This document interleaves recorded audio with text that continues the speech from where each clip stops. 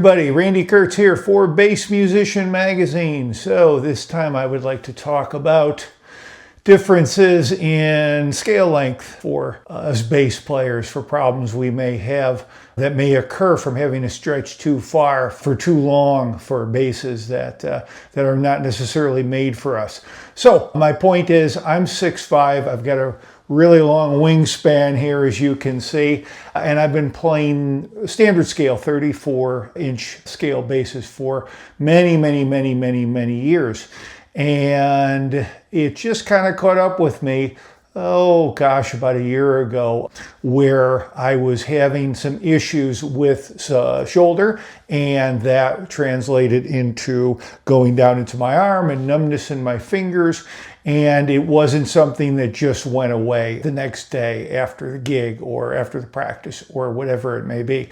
I was practicing more and I was gigging more at the time, but something that certainly I talked to you all about and that caught up to me. So anyway, I had to stop playing 34 scale for a while, went down to a 33, then I went down to a 32, and then ultimately a short scale bass. So what I just want to sort of demonstrate today is problems that can occur and some of the things that may help out as far as going to a short scale bass, if not altogether for a while anyway. So here you see, obviously I've got my standard 34 jazz bass here. I've got the padded strap on my shoulder, which presses down on some of the nerves that collect there before they branch off into the arm. So a heavy type of bass, and usually a more narrow strap. This is a good strap. This is a Groove Gear strap. Nice width to it, nice padding.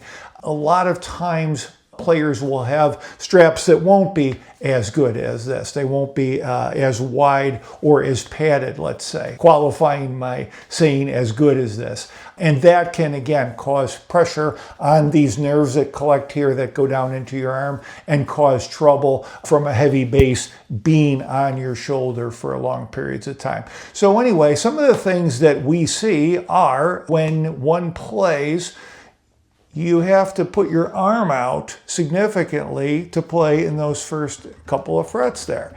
And if you are vamping on something or playing a figure there for a while, you're going to be there for a while if you're playing over and over and over again. And if you kind of are bopping your head or looking at the fretboard while you're doing it, or at least part of the time, that's also going to cause tension in your neck, because you're either doing this, which is going to make your muscles tighten up, or you're going to do this, which is causing you to look that way and make these muscles tighten up. Regardless, just having your arm out there and playing up here for a length of time, you can see I've got really long arms, as I pointed out, and I'm still kind of having to stretch a little bit here, rather, to be able to make those notes. So not much you can do about that, except maybe play a different area of the neck. But I believe this is what caused my difficulty, and probably for some of you at some point in time too. So what I did was, again, and that's not even counting pressure on the strings from your action and your setup and wrist angle and so many other things that I've talked about. So what I did, as I said, is I went to lesser size instruments, 33 for a while, that didn't cut it, the 32 for a while, that didn't cut it. Great instruments, just was still having this pressure. Went on for several months, which was unusual for me, especially since I knew what it was and I wanted to get it taken care of. So alternatives are, first, you can go to, if you're a Fender style or you like player, there's this Mustang, right?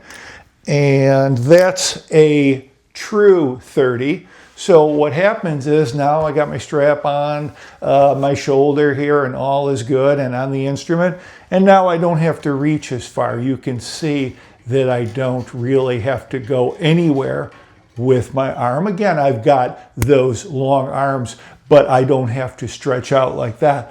And that's really comfortable for me to be able to do that. It enables me to be able to play longer. Notice I'm not talking about tone, or I'm not talking about brand. I'm talking about anything except shortening up and how that might help. And it did help me. I am symptom free. I don't have any problems. What was interesting is this side translated over to this side. So once this side rehabbed itself and through what I did to get it better, this side then from plucking started giving me trouble. So I went through both sides and now I'm just a little more careful. But anyway, you can see this is easy to get around.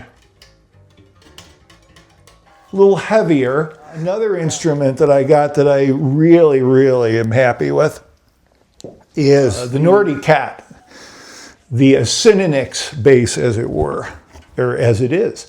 So this Acinoyx bass, just an awesome bass in many respects. Lightweight, way lighter than these other ones.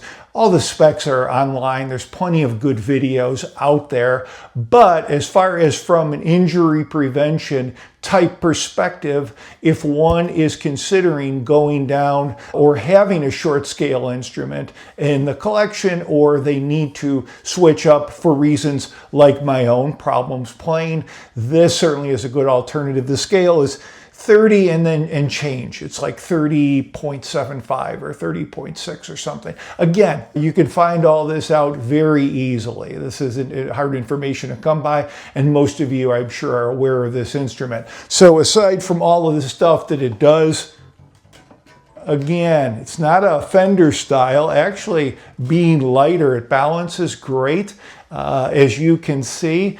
And it also is real easy to maneuver because of its lightweight. And I like the neck on this thing too. It's a little more, I don't know, it's a little more streamlined, for lack of a better word, than a Fender would be. And it's super easy to get around. And I think with this bass, all of the reviews that I've seen, or all the people that I've talked to, all say the same thing. It's fun to play. And it most certainly is. So all I wish to do with this video is just demonstrate to you that even if you know better and even if you do everything right, stuff happens. So I went from this full-scale bass to 34, and I went down incrementally, and I ended up at the short scale. There are some great options, as I've just shown you, for a short-scale bass as a good playing gig bass, and that won't break the bank either. And that's something that, if from time to time, if you do have problems, or you favor the older, maybe heavier, more bulky instruments, take a little break or practice on those. And it really isn't that much of a stretch, well, always pun intended, but not in this case, to go from one scale to another. You get used to it really quickly, I find. Anyway, that's all I got. Hope that's helpful. Great basses, great fun. Randy Kertz here, always available at www.drkertz.com. My books are available there via links, or always at Amazon. Volume 1 of the Bassist Guide, Volume 2 of the Bassist Guide, the Complete Bassist Guide, Volume 1 and 2, and additional material, and all the other instruments that I have covered in separate books. Hope you're having a great day and a great life, and I'll see you next time. Thanks, bass musician. Bye-bye.